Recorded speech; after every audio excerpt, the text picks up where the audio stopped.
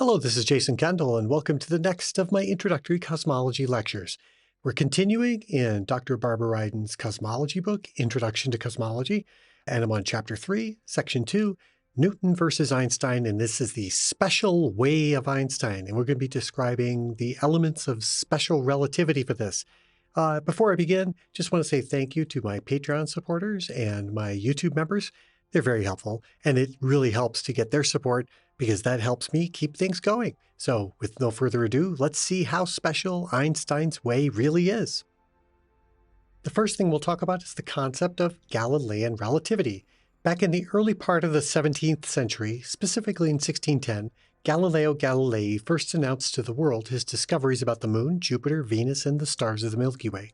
In his book Sidereus Nuncius, i.e. the Starry Messenger, he detailed his telescopic findings that the Moon was imperfect, and that this meant that the Moon had craters, mountains, valleys, and areas which are dimmer and brighter and higher.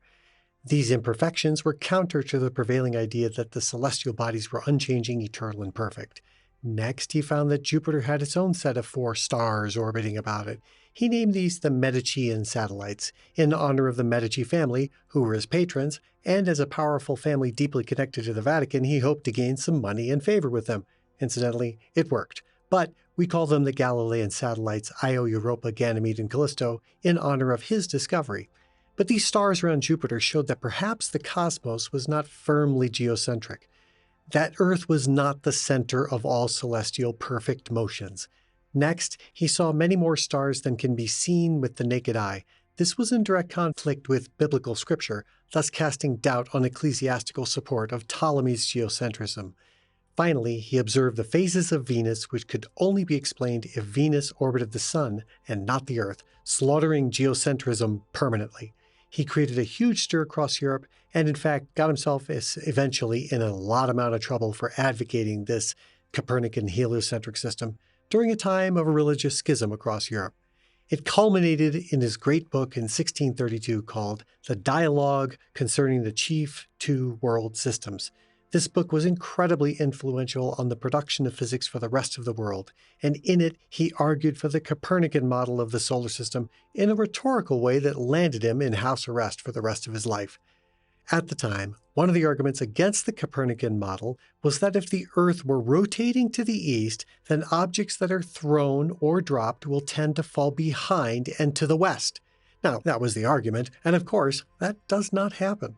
Now, Galileo himself, he concluded by his own experiments that this wasn't the case. He happened to drop some cannonballs off a certain tower near his residence in Pisa and found that differently weighted balls hit the ground at the same time and straight down from the tower.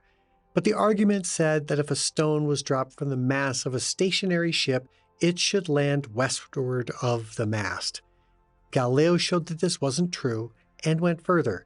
He stated that this was true even if the ship was sailing at a constant speed in any direction. No matter what, the stone always landed at the foot of the mast. Of course, this doesn't apply if the ship is speeding up, slowing down, or turning. But Galileo reasoned that the size of the Earth was so big that the speed at his latitude would be essentially constant in one direction during the fall of the stone. So this is interesting. This further meant that the motion of a smoothly moving ship on a glassy sea at constant speed could not be detected in any way. What he basically described was what we now call an inertial frame. If there's an acceleration, there's a different thing. That's what we mean by the set of equations we see here. We have 2 observers of the same event. One observer is on the boat and one is on the shore. Each observer has their own set of measuring systems. They each measure forward and back as x, left and right as y, and up and down as z. They all measure time t using a clock next to them. And the equations you see here are how we transform one set of measurements in one frame to the other. One frame, the boat, is moving by the shore at a constant speed v in the x direction. Which direction we use is of course unimportant, so we align our coordinates along the direction of motion just to make the math easier. Here, the boat coordinates are the ones with the tick marks, and the shore or land-based coordinates don't have ticks. If you want to know where one thing is from one moment to the next, like the ball at the top of the mast of the ship, to the man of the boat, it is stationary, i.e. it has not fallen yet. So all the ticked coordinates for the ball are fixed. On the shore, The ball at the top of the mast is going by at a speed v, just like all other parts of the boat. If you want to transform one set of coordinates to another, just use this equation. Now, we let the stone drop. On the boat, we see it land at the base of the mast. It fell straight down, according to the observer, on the boat. According to the person on the shore, they too also see it land at the base of the mast. Wow, this doesn't sound too surprising, but let's think about it for a second. The stone also must have moved to the right, even though it was briefly not connected to the boat in any way. That's what Galileo thought and measured. Ovviamente, the stone did not fall behind. Proprio no. In the inertial frame of the boat, the stone fell straight down as expected. In the inertial frame of the shore, the stone fell to the right, not behind.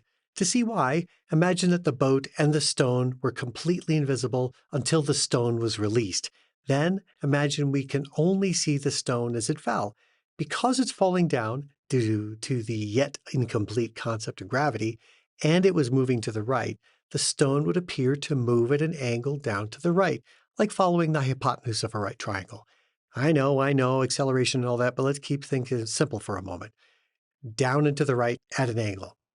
This is explained for the land-based observers by saying that the boat and all parts that have speed to the right keep that speed no matter their actions.